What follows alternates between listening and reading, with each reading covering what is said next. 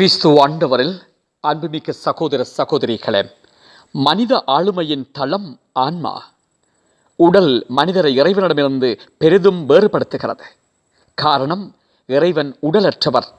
மனித மனமும் இறைவனிடமிருந்து பெரிதும் மாறுபடுகிறது. காரணம், இறைவனின் எண்ணங்கள் வேறு, மனிதரின் எண்ணங்கள் வேறு.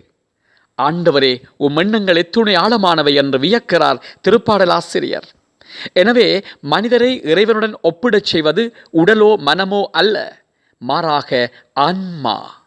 காரணம், மாந்தரின் ஆன்மா இறைச்சாயலில் படைக்கப்பட்டிருக்கிறது. அந்த ஆன்மாவை இருள் சூழாமல் காக்க வேண்டியது நமது கடமை.